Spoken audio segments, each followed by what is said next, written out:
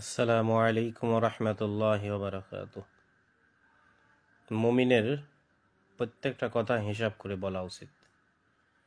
আসলে কারোর উপরে রাগ করে আমার মতের সাথে কারোর মতের মিল নেই, এর জন্য যা ইচ্ছা তাই বলবো বলে অধিকাংশ মানুষ জাহান্নামে যাবে, এই জিহ্বার কন্ট্রোল না থাকার কারণে। কারণ এই জবান দিয়েই মানুষের সমস্ত কিছু জয় হয়, এই জবান দিয়েই মানুষের সমস্ত কিছু ধ্বংস হয়, নষ্ট হয়। জবান হলো দুনিয়ার মধ্যে সবচেয়ে দামি জিনিস। আমাদেরকে বর্তমান সরকার, অন্তর্বর্তীকালীন সরকারের সময় ভারতের দালাল ট্যাক্স লাগানো হয়েছে, মোদির দালাল ট্যাক্স লাগানো হয়েছে, এবং এইভাবে বাইতুল মোকাররম সহ বিভিন্ন অজাহাতি জোড়ে, বিভিন্ন সমাবেশে, বিক্ষোভে আর জুমার বয়ানে, জালসাতে কত উম্মতের প্রয়োজনীয় কথা ছিল। এই উম্মতের এখন যে কি বেহাল দশা সেটা বলে শেষ করা যাবে না। এত সমস্যা ছিল, সেইগুলা রেখে কয়েক মাস ধরে শুধু একই বয়ান, সমাবেশেও একই কথা, খতমে বুখারি অথবা জালসা, যে কোনো ইসলাহী মজলিস, সমস্ত জায়গায় শুধু একই কথা, দালাল দালাল। আমরা মোদির দালাল, ভারতের দালাল, এবং ভারতের বাংলাদেশে ওলামায়ে কেরামের তত্ত্বাবধানে দাওয়াত তাবলীগের কাজ চলবে, মেহনত চলবে। ওয়ালাইকুম আসসালাম রহমতুল্লাহ বারাকাতুহ। জি আবদুল্লাহ ভাই, আল্লাহ খুব ভালো রাখছেন। আপনি কেমন আছেন? আপনার সাথীরা কেমন আছে? তো বাংলাদেশের এত ওলামা একরাম আছেন, দুনিয়ার কোনায় কোনায় ওলামা একরাম রয়েছেন। বাংলাদেশ আলেমের দেশ, হাফেজের দেশ, মাদ্রাসার দেশ। এদেশের ওলামা একরাম এদেশের তবলিগ করবে, তবলিগ চালাবে, তবলিগের মেহনত চালাবে। যে যারাই শরিক আছেন সবাই শেয়ার করে দিবেন ইনশাল্লাহ। সবাই একটু বোঝার চেষ্টা করবেন যে এটা পরিষ্কার একটা ষড়যন্ত্র, শুধু আমাদেরকে কোণঠাসা করার জন্য।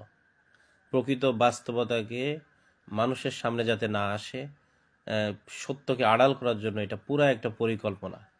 আর জনগণ এখন ইন্ডিয়ার দালাল, মোদির দালাল বললে জনগণ খুব খাবে। এই জন্য এই কথাগুলোকে চালানো হয়েছে যে বাংলাদেশের ওলামা একরাম কি নেই, এদেশের ওলামা একরাম এদেশের ইজতেমা চালাবে, ইজতেমা পরিচালনা করবে, ওলামা একরামের নিগরানিতে ইজতেমা পরিচালিত হবে। এর সাথে সাথে বলছেন শুরাই নিজামের নিগরানিতে। অথচ শুরাই নিজাম, এটা কি নিজাম? এটা কে আবিষ্কার করলো? কোথায় থেকে আসলো? কবে আসলো? এটার আগা কোথায়, গোড়া কোথায়, মাঝখান কোথায়, এটার মাথা কোথায়, এটার দৈর্ঘ্য কোথায়, প্রস্থ কোথায়? হ্যাঁ, যার কোনো আগা নেই, মাথা নেই, যার কোনো গোড়া নেই, যার কোনো জন্ম উৎপত্তি নেই, যার কোনো নিষ্পত্তি নেই, এই জিনিসটার কথা বলে মানুষদেরকে ধামাচাপা দিয়ে যে এদেশের ওলামা একরাম আছেন, ওলামা একরামের নেতৃত্বে চলবে। অথচ শুরাই নিজামের, ওলামা একরামের নেতৃত্বে চলবে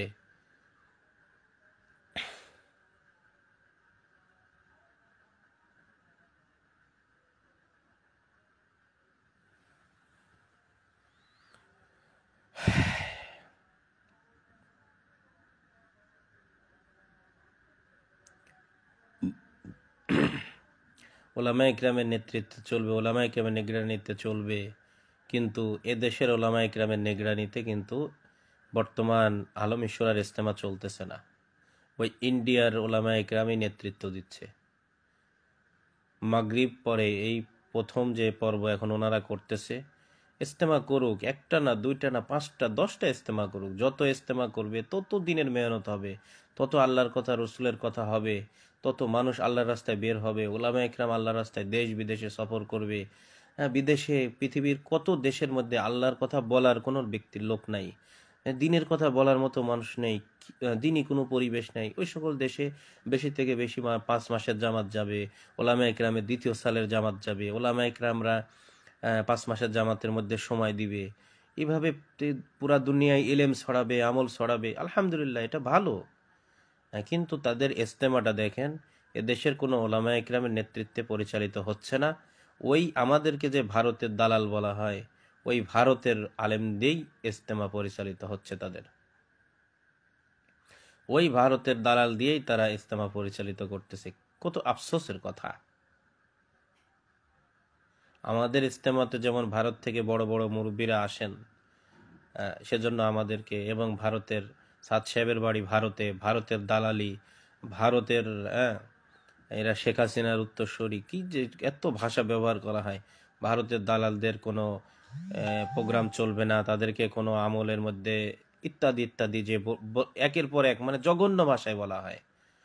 ভারতের দালালদেরকে উদ্ধার করতে হবে, অথচ সেই ভারতের আলেমরাই আলম ইশরার ইজতেমা পরিচালনা করতেছেন। প্রথম দিন বয়ান করছেন মৌলানা ইব্রাহিম দেওলা, আজকে দ্বিতীয় দিন বয়ান করতেছেন শুক্রবার বাদ মাগরিব মৌলানা আহমদ লাট সাহেব, আবার শনিবার বাদ মাগরিব বয়ান করবেন মৌলানা ইব্রাহিম দেওলা সাহেব, আর রবিবার সকালে ওনারা মোনাজাত করে দিবেন। তাহলে চিন্তা করেন যে ভারতের লোক কেন লাগবে। মানে তারা এত কথা বলছে। জি, সবাই ইনশাল্লাহ শেয়ার করে দেন, সবাই শেয়ার করে দেন। আমার কথাগুলো যদি সঠিক হয় আপনারা কমেন্ট করে জানান। আর কথা সত্য যদি বলে থাকি, সঠিক কথা যদি বলে থাকি, সবাই লাইক দিবেন ইনশাল্লাহ। কারণ আমার পেজে ইদানিং আমি দেখতেছি যে ওই পরিমাণ আগের থেকে মানুষের কাছে কথা পৌঁছাইতেছে না। যেহেতু তাদের সমস্ত ষড়যন্ত্রের বিরুদ্ধে সামান্য অল্প হলেও সত্যকে তুলে ধরার চেষ্টা করতেছি, সেহেতু হয়তো তারা বিভিন্নভাবে আমার পেজকে কোণঠাসা করার চেষ্টা করতেছে। সেজন্য আপনাদের কমেন্ট, আপনাদের লাইক, আপনাদের শেয়ার, বেশি থেকে বেশি কমেন্ট এবং বেশি থেকে বেশি লাইক শেয়ার যদি আপনারা দেন, তাহলে ইনশাআল্লাহ তাদের অনিষ্ট থেকে আল্লাহ পাক হেফাজত করবেন। কারণ ফেসবুকের সিস্টেমে আমাদেরকে ফেসবুকে আগাইতে হয়। তারা ফেসবুকের মাধ্যমে যত অপপ্রচার ষড়যন্ত্র চালায়, এগুলোর বিরুদ্ধে যদি সামান্য একটু সত্য কথাকেও উপস্থাপন করতে পারি, তাহলে কিছু মানুষ হলেও বুঝতে পারবে যে সত্য এবং মিথ্যা কিছু মানুষ হলেও উপস্থাপন উপলব্ধি করতে পারবে। সুতরাং লাইক এবং কমেন্ট এবং শেয়ার করবেন ইনশাআল্লাহ, যাতে সত্যটা মানুষের কাছে পৌঁছায়। আসলে তবলিগের যে মেহনত ওলামায়ে কেরাম বলা হচ্ছে আমাদের দেশে, এটা পৃথিবীর কোনো দেশে চলে না। আসলে হলো এমারত ভিত্তিক তবলিগ চলবে না সুরান ভিত্তিক তবলিগ চলবে, এটা হলো আসল ষড়যন্ত্র। এই ষড়যন্ত্রকে বিভিন্ন দেশে বিভিন্নভাবে খাওয়ানো হচ্ছে। যে দেশে যেভাবে খায় সে দেশে সেভাবে খাওয়ানো হচ্ছে। কিন্তু সারা ওয়ার্ল্ড যে কোনো দেশে যাবেন, আপনি চ্যালেঞ্জ করতে পারেন, সারা ওয়ার্ল্ড যে কোনো দেশে যাবেন যে নিজামুদ্দিন ভিত্তিক মানে এক আমিরের অনুসরণে তবলিগ করা, আর সুরাই নিজাম মানে এক আমির থাকবে না, সপ্তাহে সপ্তাহে মাসে মাসে আমির চেঞ্জ হবে, মানে একটা কমিটির মাধ্যমে তবলিগ, এটাই হলো মূল। কিন্তু এটা আমাদের দেশে কিছু মানে শয়তানের এবং নফসানিয়াতের পায়রবি করা মানুষ প্রচুর আছে।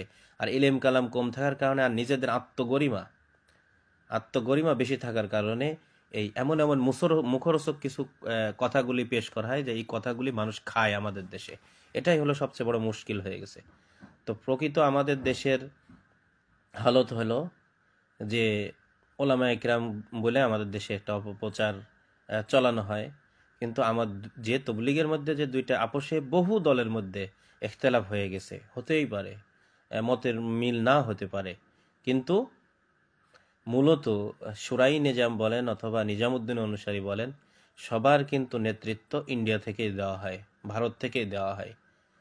আমার মতের বিরুদ্ধে এখন সুরাই নিজামে ইন্ডিয়ার থেকে ওলামায়ে কেরামরা আসছেন, ইন্ডিয়ার থেকে মুরব্বীরা আসছেন। শুধু ওলামায়ে কেরাম কিন্তু আসেননি, মুরব্বীরা আসছেন। ওলামা না, জেনারেল শিক্ষিত, ওনারা কিন্তু ইজতেমাতে বয়ান করবেন। ছাত্রদের মজমাতে জেনারেল শিক্ষিত প্রফেসর আব্দুল হান্নান সাহেব সম্ভবত উনি বয়ান করবেন। উনি আলেম না, ওলামায়ে কেরামের নেতৃত্বের ইজতেমায় প্রফেসর বয়ান করতেছে। চিন্তা করছেন?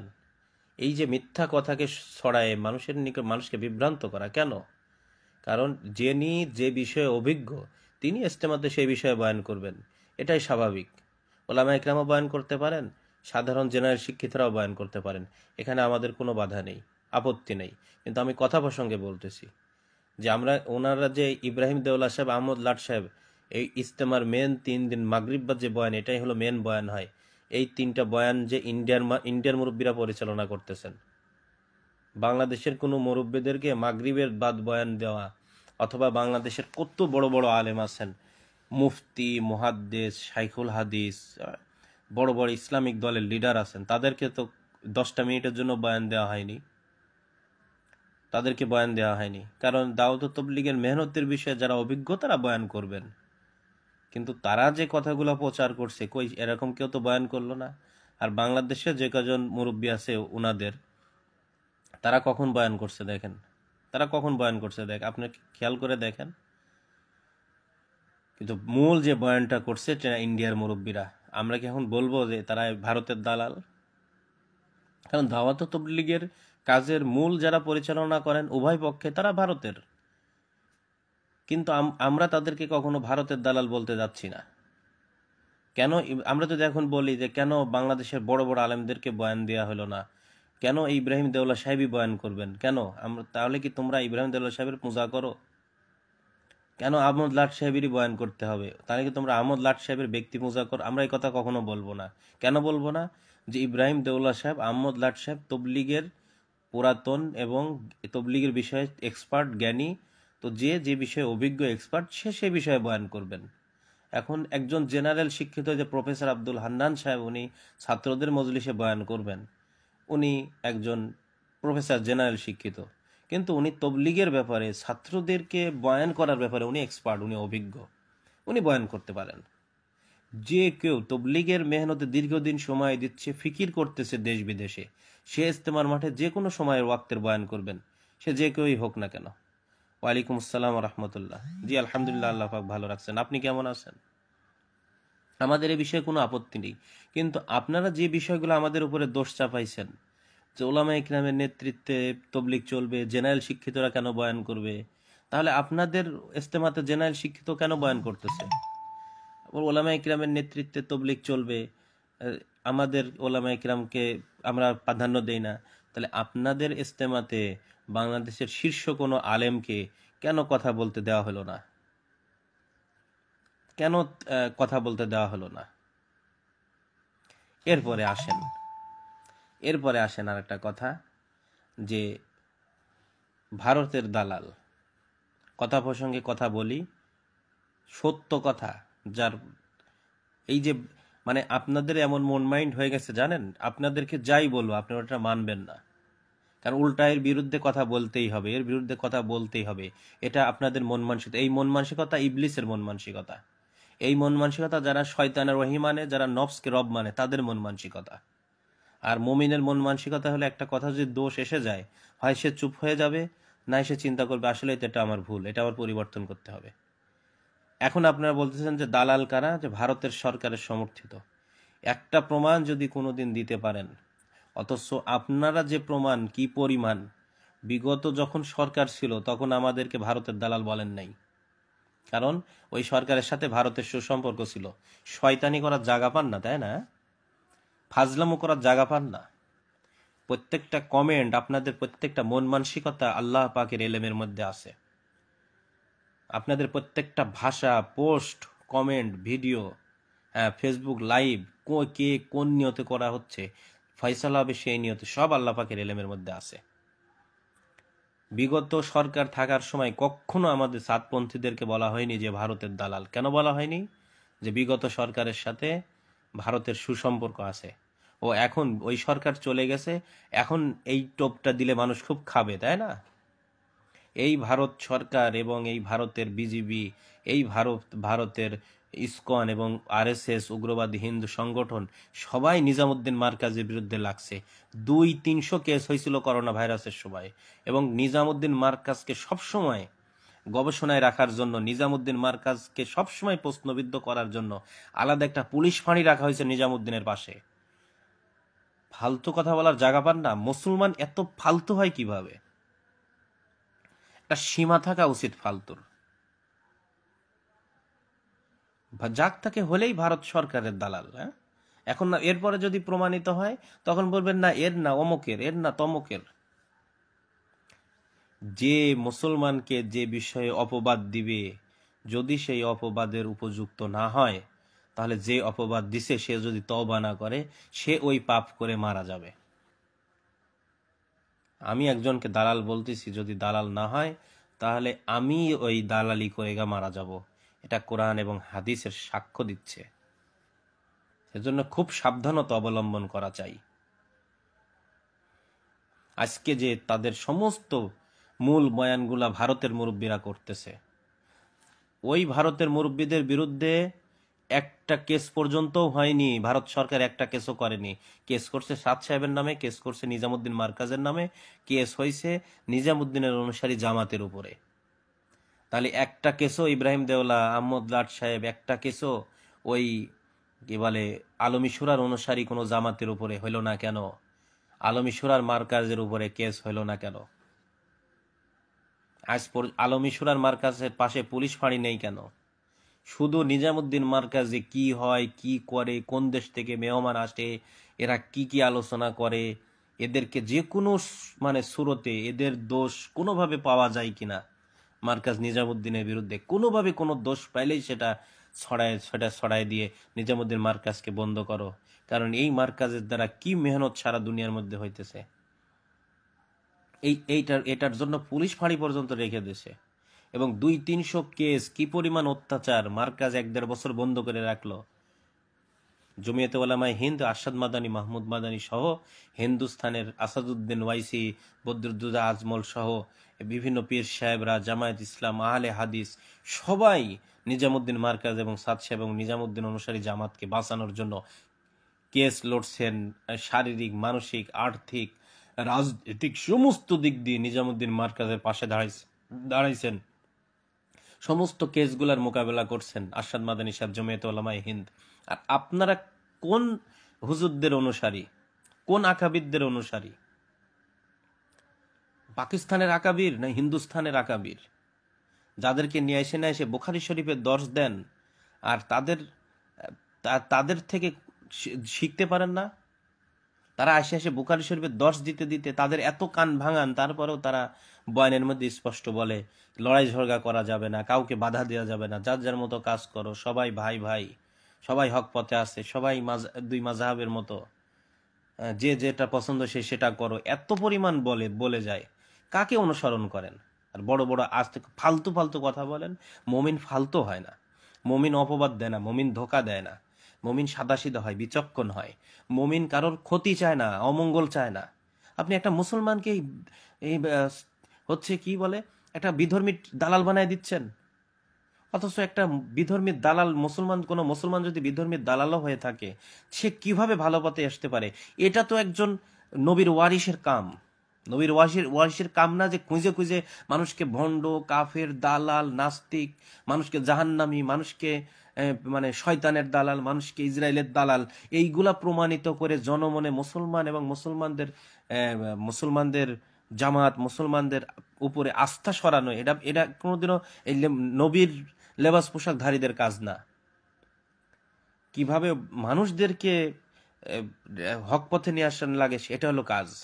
তো আজকের ইজতেমাতে যারা বয়ান করতেছে, এই আলমী সুরার ইজতেমাতে, এই ইজতেমাতে সব মেন বয়ানগুলি হলো ভারতের মুরব্বীরা করতেছে, আর কিছু বয়ান করতেছে পাকিস্তানের মুরব্বীরা। পাকিস্তান তো পাকিস্তানের মুরব্বীরা।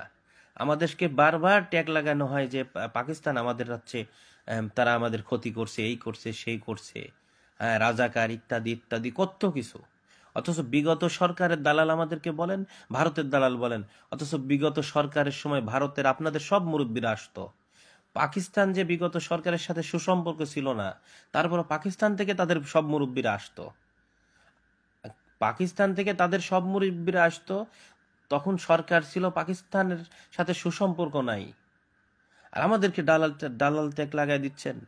এবং ভারত থেকে তাদের সব মুরব্বী আসতো, কিন্তু আমাদের মুরব্বীকে ভারত থেকে আসতে দিত না বিগত সরকার, আর আজকে দালাল ট্যাগ লাগাই দিলেন। আর আওয়ামী লীগের সময় একবারও আমাদেরকে মোদির দালাল, ভারতের দালাল বলেন নাই, আবার এখন বলতেছেন যে ভারত সরকারের সাথে যারা আমরা ভারত সরকারের সমর্থন করি। ফালতু ফাজলামো কথা বলার আপনারা জায়গা পান না। আজকে আপনাদের কোথায় আপনাদের ওলামা একরাম ইজতেমাতে বয়ান করবে? আজকে কেন ওই ভারতের থেকে হুজুর আনা লাগবে? আমাদেরকে বলেন তবলিগ চলবে, এদেশ হাফেজদের দেশ, আলেমের দেশ, এদেশ নবীর ওয়ারিসে ভরা দেশ, এই দেশ কেন বাইরের থেকে হুজুর আনে তবলিগ করা লাগবে? বাইরের থেকে হুজুর আনে কেন বয়ান করা লাগবে? আমাদের দেশে কি হুজুর নাই?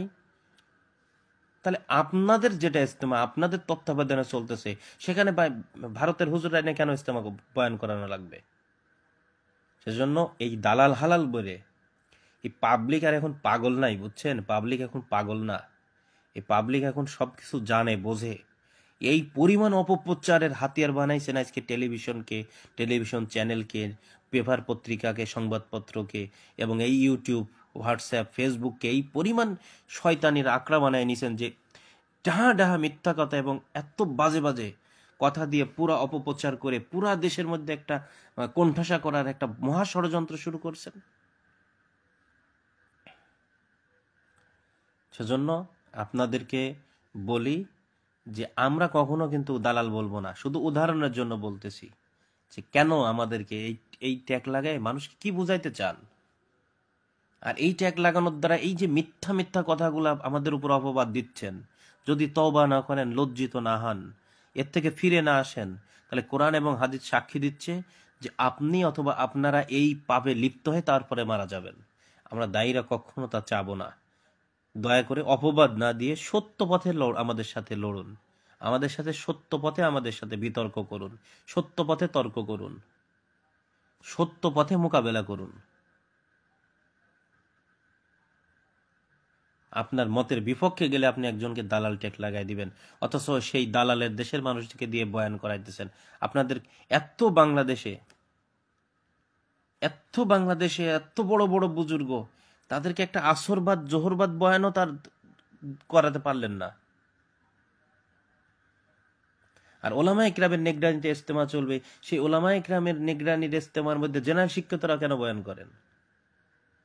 বিভিন্ন মজমাতে, খাওয়াজদের মজমাতে, স্কুল কলেজ ইউনিভার্সিটির ছাত্রদের মজমাতে জেনারেল শিক্ষকরা কেন বয়ান করবে?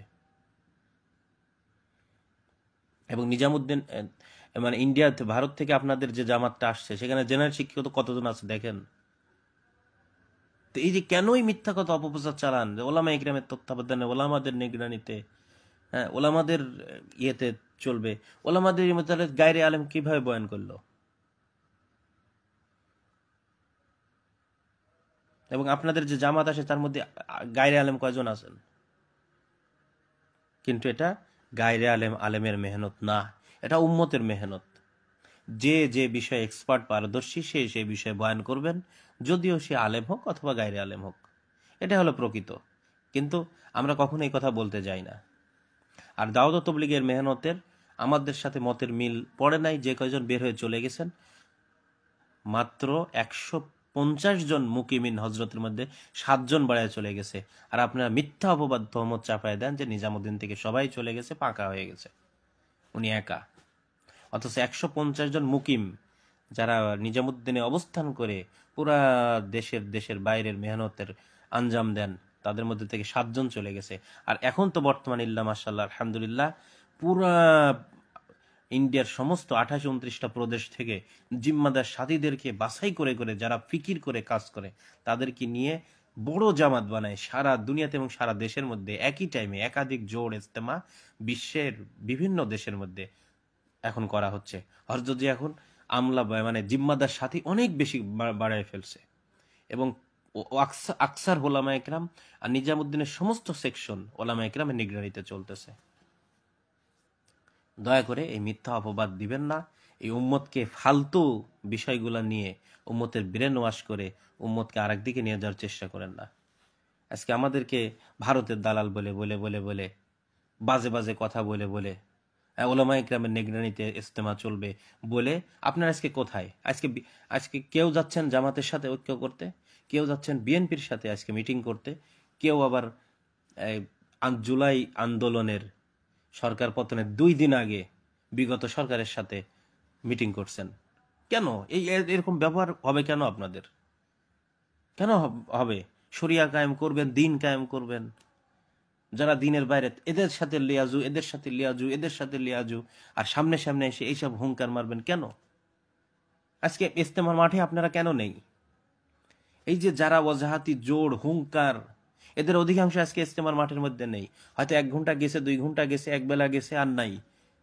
কেন? আপনিও তো ইজতেমা পরিচালনা করবেন, সেখানে থাকবেন, দেখবেন সারা বিশ্বের কি হালত, কি মেহনত, কোন দেশের কি টাকা, যেগুলো আপনাদের জিম্মাদারি। এই কথাগুলি না বলে সত্য পথে প্রতিবাদ করুন। আমাদের আমাদের আপনার যদি কোনো সঠিক না মনে হয়, বেঠিক মনে হয়, আপনি সত্য পথে প্রতিবাদ করুন। যে যারাই দেখতেছেন ইনশাল্লাহ সবাই শেয়ার করে দিবেন। আর আমার এই পেজটা আমি আবারও বলতেছি, প্রোফাইলে আমি যখন প্রথম অনেক মানুষের কাছে এই কথাগুলো পৌঁছাইতো, অনেক মানুষ দেখতে পাইতো, ইদানিং দেখতেছি যে খুব চাপ, মানে এত অসত্য এবং এত শয়তানি কথা ছড়াই দেওয়া হয়েছে আমাদের বিরুদ্ধে, আমাদের আমিরের বিরুদ্ধে, আমাদের জামাতের বিরুদ্ধে, আমাদের কর্মকাণ্ডের বিরুদ্ধে। কারণ মানুষ এগুলার মধ্যে দেখে দেখে দেখে মানুষের ভিতরে একটা ঘুম ধরে যাচ্ছে যে কি ব্যাপার। কারণ একপাক্ষিক কথা, তো এর বিরুদ্ধে সত্যটাকে উপস্থাপন করার ছোট্ট একটা নিয়ত, হয়তো কিছু মানুষ হলো সত্যটাকে বুঝতে পারবে যে না, এরকম তো শুনছি, কিন্তু এর এই পক্ষ এই দিক থেকেও তো শুনতেছি। তো এই যে আমরা কিছু সত্য উপস্থাপন করার জন্য একটু নিয়ত করছি, চেষ্টা করছি, তো ওই শয়তানের অনুসারীরা তো এটা মেনে নিতে পারতেছে না। যারা এই ফেতনাকে চাঙ্গা করে রাখতে চায়, ষড়যন্ত্র ছড়াই রাখতে চায়, তারা তো এটা মেনে নিতে পারতেছে না। তারা চাচ্ছে যে কোনোভাবে যেন আমাদের আমি যেন হয়তো আমরা যেন এই প্রকৃত সত্য, মানে অপপ্রচারের বিরুদ্ধে প্রকৃত সত্যকে উপস্থাপন করতে না পারি। সেজন্য তারা সবসময় চেষ্টা করতেছে কিভাবে মানে বিভিন্নভাবে চাপ দিয়ে। আমি তো মোবাইলের সম্পর্কে এত কিছু সত্যি জানি না, বুঝি না, মানে পেজটাকে কোণঠাসা করার জন্য চেষ্টা করতেছে। ফেসবুকের নিয়মে আপনারা যদি সুন্দর সুন্দর লাইক দেন, এবং আমি যে কথাটা বলতেছি এটা আসলেই সত্য কিনা, বাস্তবতা জানতেছেন কিনা, এরকম কমেন্টগুলা করেন, বেশি থেকে বেশি কমেন্ট করতে থাকেন, আর সবাই ইনশাল্লাহ শেয়ার করেন, তাহলে আশা করা যায় আরো বেশি মানুষ এই সত্যটা জানতে পারবে এবং এই সমস্ত ষড়যন্ত্রের বিরুদ্ধে মানে প্রকৃত সত্য উপলব্ধি করতে পারবে। জি, আজকে না হজরত, মানে কয়েকদিন আগ থেকে এরকম হচ্ছে। সেজন্য আপনারা সবাই এই সমস্ত অসত্য, অপপ্রচার এবং কুচক্রের বিরুদ্ধে সত্যকে নিজেরাও তুলে ধরুন, এবং সত্য প্রচারে আমরা যারা একটু চেষ্টা করতেছি, আমাদেরকে ফেসবুকের নিয়মে একটু কমেন্ট করে, লাইক করে, শেয়ার করে একটু পাশে থাকবেন ইনশাআল্লাহ। আর এই কেউ বিভ্রান্ত হবেন না, রাত দিন জানতোর মেহনত করেন, দোয়া করেন, এবং যারাই আমাদের বিরোধিতা করতেছে তাদেরকে খোঁচায়, তাদেরকে তুচ্ছ-তাচ্ছিল্য করে আপনারা কেউ কোনো কমেন্ট, কোনো পোস্ট, কোনো কন্টেন্ট এগুলা করবেন না। তারা যত গালি দিচ্ছে এর বিপরীত গালি দিবেন না, ইনশাল্লাহ সত্যটাকে তুলে ধরবেন, শুধু এতটুকুই। তাদের প্রত্যেকটা অপপ্রচারের বিরুদ্ধে সত্যটাকে তুলে ধরেন দলিল প্রমাণ সহকারে, এবং মানুষ যাতে বুঝতে পারে যে এইটা ষড়যন্ত্র, যাতে মানুষ নিরাশ না হয়ে এই মেহনত থেকে দূরে না থেকে সত্যটা উপলব্ধি করে প্রকৃত ষড়যন্ত্রকারীর থেকে হেফাজত থাকতে পারে। এই জন্য আমাদের প্রয়াস, চেষ্টা যে ইনশাল্লাহ আর আমরা সমস্ত তবকার কাছে যাই, কোনো তবকার বাকি না থাকে, এবং আমরা নিজেরা মেহনত করে আমাদের মা বোনদের, মাস্তুরাতদেরকে মেহনত আমরা দোয়ার মধ্যে লাগাই, পারলে নফল, রোজা, সদকা, আর সবার জন্য দরুদ, বেশি বেশি করে দরুদ শরীফ পড়ে ইস্তেগফার করে সবার জন্য দোয়া করতে থাকি। তাহলে আল্লাহ পাক এমন ফয়সালা করবেন যে একজন করতেছে হলো গালি, অপবাদ, ষড়যন্ত্র করতেছে, আর একজন দোয়া করতেছে এবং অপপ্রচারের বিরুদ্ধে সাবলীল ভাষায়, গালির বিরুদ্ধে গালি না, সুন্দর ভাষায় সেটার প্রতিবাদ করে জনসম্মুখে পেশ করতেছে। তাহলে আল্লাহ তাআলার পক্ষ থেকে এমন ইজ্জতের ফয়সালা হবে, বিজয়ের ফয়সালা হবে, যেটা আমরা কল্পনাও করতে পারি না। আমরা অসত্যের বিরুদ্ধে সত্য দিয়ে মোকাবেলা করব ইনশাআল্লাহ। আমাদের কথার মধ্যে কোনো ভুল ত্রুটি হয়ে থাকলে সেটা আমরা আবার পরিবর্তন করে নেব। আল্লাহ পাক আমাদের সবাইকে জুমায় মেহনত করার তৌফিক দান করুক। 14, 15, 16 ইনশাআল্লাহ তবলিগওয়ালাদের ইজতেমা হবে। আল্লাহ পাক দেশি বিদেশি সবার আসা যাওয়া সহজ করে দিক। আল্লাহ পাক আমাদের সবাইকে জমে মেহনত করার তৌফিক দান করুক। ওয়া আখিরু দাওয়ানা আলহামদুলিল্লাহি রাব্বিল আলামিন। আসসালামু আলাইকুম ওয়া রাহমাতুল্লাহি ওয়া বারাকাতুহু।